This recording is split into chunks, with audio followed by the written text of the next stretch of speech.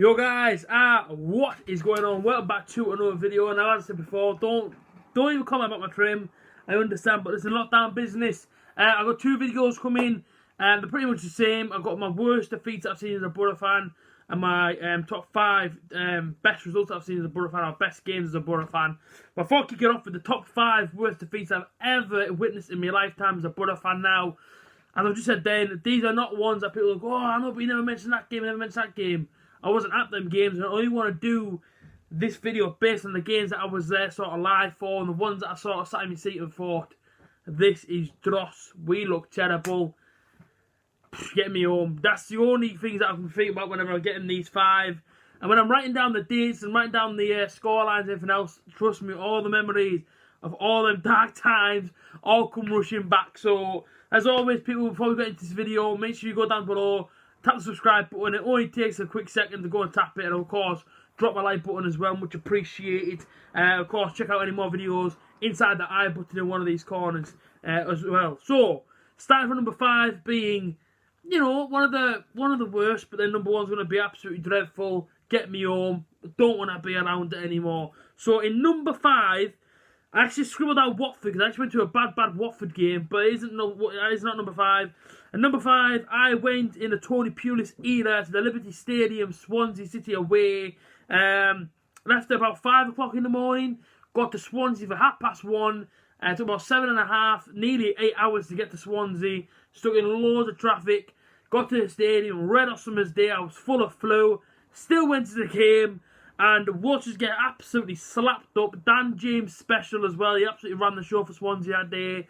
And they beat us 3-1.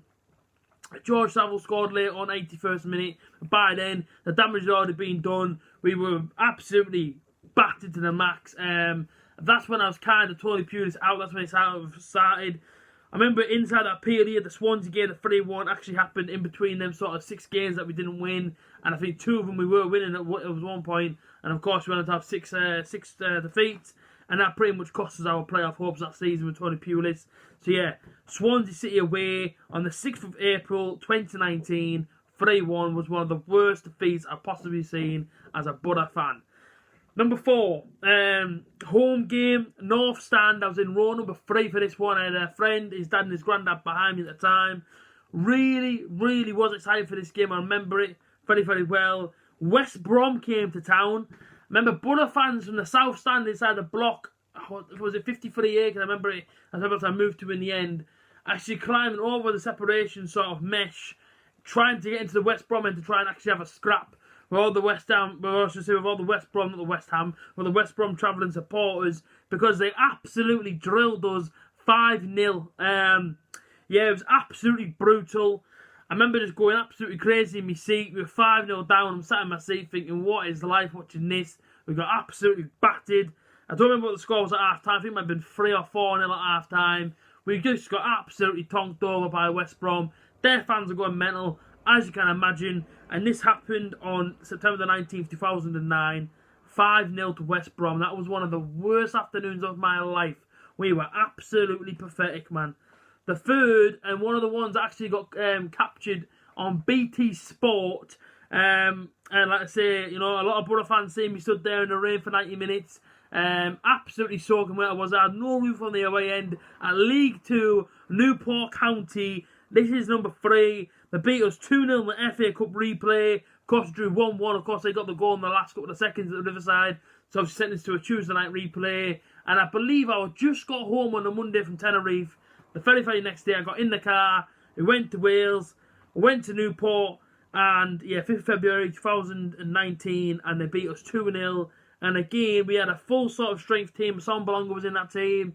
Remember that? It was in goal. I think Dimmy might have been in goal. Was it Dimmy in goal? Might have been Dimmy in goal, I think. I'm not sure. I think it was Dimmy. I remember Lewis Wing was in the midfield. I remember we had a full strength team out. And yeah, they absolutely ran the show again. Bobbly pitch. They blamed it on the pitch and whatnot. But I was absolutely soaking.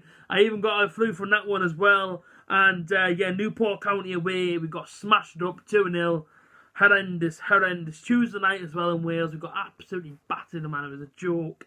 The second one, and yeah, this weekend cost me roughly around 350 to 400 quid. Put it this way, my whole month's wages pretty much got spent on this whole weekend. The playoff final. My ticket is actually there for it. There it is there, look. I shouldn't have kept it really, but I did. There you go. Playoff final tickets up in the top corner. The Norwich City. And the thing that hurt the most about this game, of course the result hurt, but is the fact that in that season, we've gone home and away and beat Norwich twice. Went to the last game to play him inside this playoff final, all confident, thinking, well, do you know what it is? We've beaten 4-0 at home, we've beaten 1-0 away, we should be able to beat them at Wembley, we should be able to get our first ever Wembley win. No, sorry, it didn't happen. Norwich turned up, and within, I think, about 25 minutes, pretty sure, 25, 30 minutes, 2-0 down. We had a chance early on, of course, when I think it was Vossen, was it, who hit the bar. But listen, it was one of them afternoons for us. Red hot day in May. It was actually the 25th of May 2015. And like I say, the night before Trafalgar Square, I won't change that for the world. It was absolutely amazing. I was actually having a drink. I actually had about 4 cans of Craig Hignett, singing Buddha songs and dancing around with him, especially with my dad. And of course, my dad's friend at the I'm sure they're still friends now. But yeah, remember just dancing around Trafalgar Square. And that's what it was all about, you know, being there with all the Buddha faithful, having a good time with them. Of course, the next day, getting up early, 7 o'clock in the morning, getting straight to the middle of London at 8 o'clock. Buddha fans everywhere, man, just seas are red. Everyone getting on it. Some still on it from the night before. And yeah, listen, it was disappointing. The match, you know what I mean? Match itself, of course, the result was disappointing. But listen, the weekend itself with my dad, my brother, and of course, my dad's friend, I wouldn't change it for the world, man. It was a brilliant, brilliant, brilliant weekend. The last one, and this one I actually cop out of school for, and I can admit this now because of course I'm not at school anymore. I actually said I had what did I say? Did I say a doctor's appointment? And I said, I've got to go, I got a doctor's appointment. I remember I was in science, it was about 8:30 in the morning, and it's because I was catching a flight from Teesside to Dublin, Dublin to Brussels, and my dad was going to drive from Brussels straight through to Eindhoven to watch us get beat 4-0 by Sevilla on the 10th of May 2006. So it was 2 days driving inside the car. We actually went to Belgium, of course, Brussels in Belgium. Went to the all-you-can-eat sort of, like, well, it wasn't an all-you-can-eat, but it was like an all-you-can-eat. Just loads and loads and loads of chocolate, man. Belgian chocolate everywhere. Listen, man, we filled up like 2 suitcases, brought it back for family and friends in England. Because, of course, the Belgian chocolate is apparently the best one you can get hold of.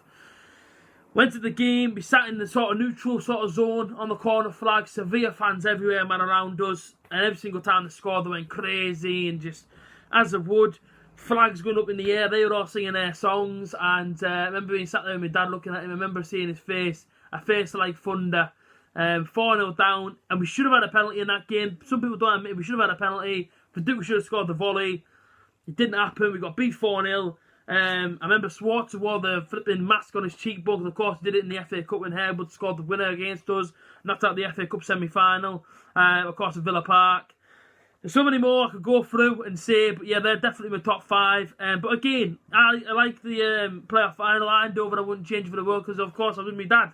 Do you know what I mean? Literally went and experienced the first ever Buddha European Cup final together. It was absolutely fantastic, amazing experience, of course. It would have helped if Buddha would have won, like, but, you know, these things happen. But like I say, inside the comment section, people, let me know what's your top 5 worst defeats you've ever seen as a Buddha fan. You can go and check my Twitter as well, because, of course, I left the question on there. And I left it on my Instagram. Links on my social medias. Link inside the description. Back tomorrow with my top 5 best Buddha sort of games and obviously results I've ever seen or witnessed inside of real life as a Buddha fan.